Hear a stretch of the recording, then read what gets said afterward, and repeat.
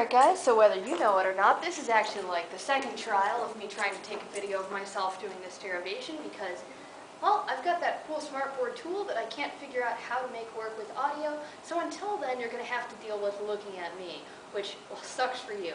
So, today we're going to finish up doing our charge to mass ratio of an electron. And this is really important because this is how we found it out experimentally as scientists anyways. It wasn't just like, they found a charge and they found a mass and they figured out which was which. Plus, they can use this for any type of charged particle, not just an electron. So what I've got up here is I've got an electron sitting on a negatively charged plate. Because there's an accelerating voltage applied, it's going to go to the positive plate and continue into this region of magnetic field. So we're going to do a little bit of conservation of energy. If we look at it, first off, it's going to start with an accelerating voltage, which means that its electrical potential energy is going to be QV. So QV, that's going to be equal to the amount of kinetic energy it gains by the time it leaves here. If that's the case, then I know the kinetic energy is 1/2 mv squared, where the big V is for voltage and little v is for velocity. What I want to get out of this equation is velocity, because voltage is something I control, mass is something I measure, charge is something I measure, but there's no good way to get velocity. So that's something I want to cancel out later. So velocity, that equals 2q, big V for voltage, over m, square root. This will become equation 1, which we'll use in just a second.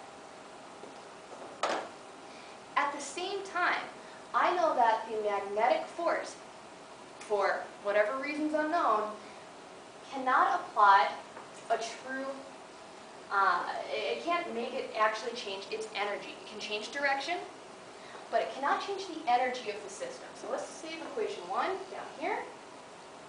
Move this stuff out of the way. Because it can't change the energy of the system, this is going to be true even if the particle has changed direction. Okay? Now I'm going to take the Lorentz force that we already talked about and leave out that little part about the electric potential. I know that in this case, that means that force equals Q velocity cross magnetic field.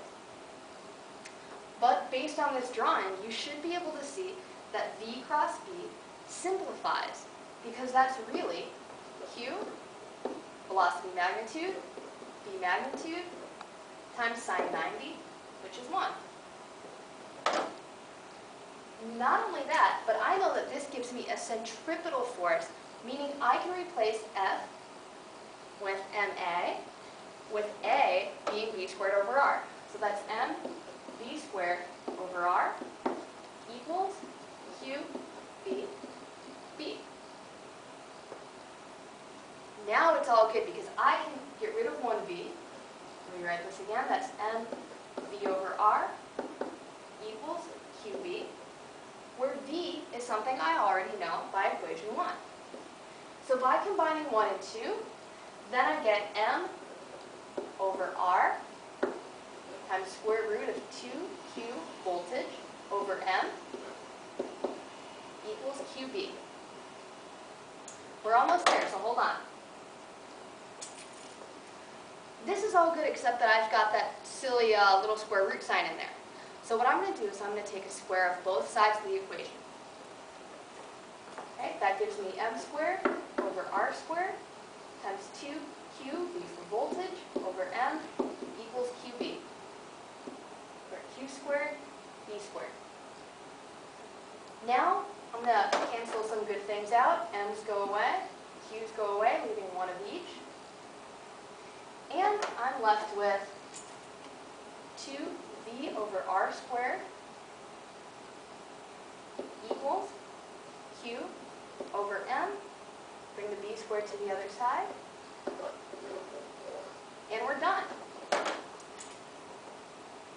As long as I know the voltage that I accelerated at, the radius of the particle's movement, which we can measure, and the B field